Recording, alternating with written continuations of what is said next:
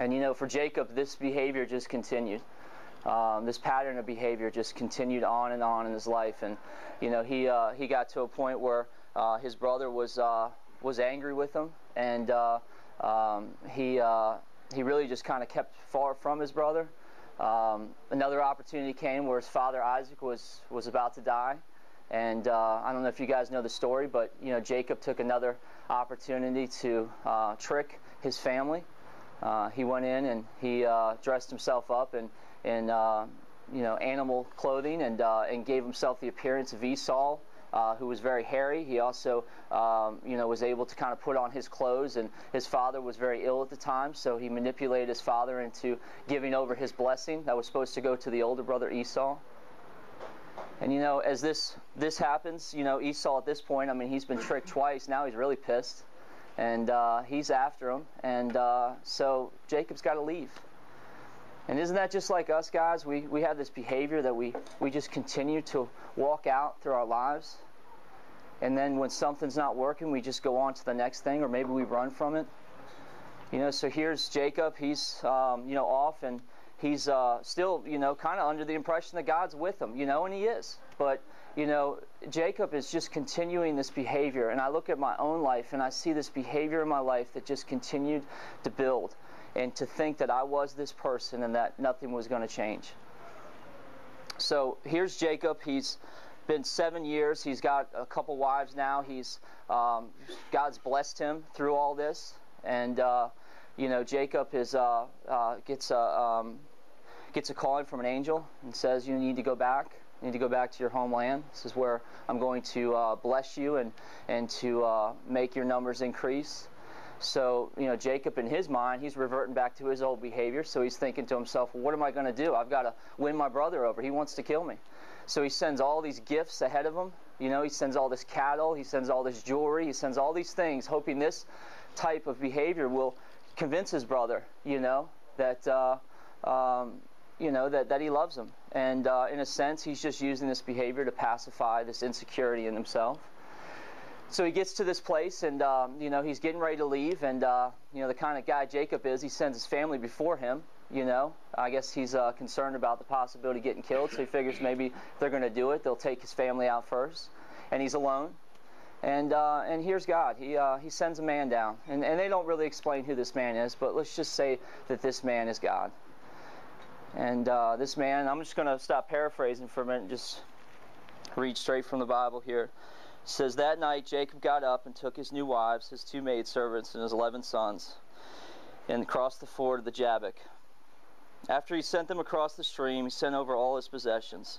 So Jacob was left alone, and a man wrestled with him till daybreak. When the man saw that he could not overpower him, he touched the socket of Jacob's hip, so that his hip was wrenched as he wrestled with the man. Then the man said, let me go, for it's daybreak. But Jacob replied, I will not let you go unless you bless me. The man asked him, what is your name? Jacob, he answered.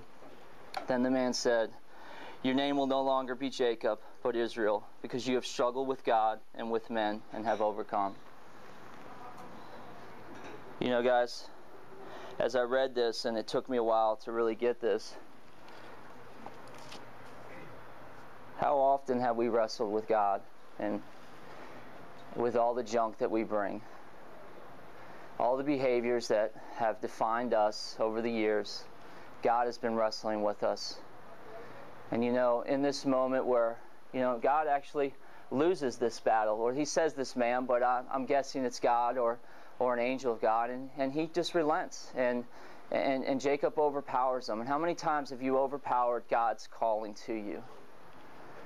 You know, and God wasn't going to just let Jacob get off and continue this behavior anymore. He wasn't going to let him go down this path, because, you know, God had big plans for Jacob. And, you know, he's got big plans for you guys. So in this moment, he touches him, and he puts him into enormous pain, and Jacob has to stop. And he really starts to begin to say, God, you know what do you want? And let me go back to this, guys. There's pain in our lives right now. There's things that are happening, and God is just wanting you to do that, is to look up to him.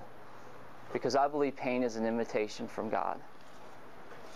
And you know, in this, what he did in this moment, when he looked up and he asked him his name, and he said Jacob. He said, no, your name is not Jacob, it's Israel. And you know, in that moment, he totally redefined Jacob. Guys, God wants to take our pain, and he wants to redefine you. He wants to take that pain, and he wants to change you. If you let him, if you stop wrestling him. You know, just this morning, I walked in and I told my brothers that I was struggling. And I was. I'm in some pain this morning. I got in an argument with my soon-to-be fiance last night. She complained that I was neglecting her.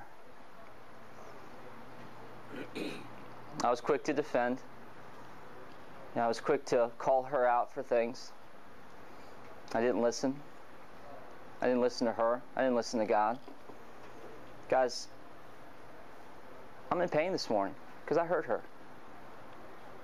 You know, and I could carry this pain and I could, you know, wrestle with it and, you know, justify and rationalize it. But what if in this pain right now, what if I allow God to redefine me in this relationship with my fiance? What if I took this opportunity and instead of looking at this thing where I would just go back to my old behavior and be who I always was? So I hope this morning, guys, as we talk about pain, that we can begin to see that God is inviting us all into this place where he wants to meet us at our brokenness. And you know, this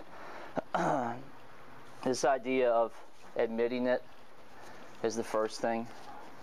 You know, inviting God in and then letting him redefine you.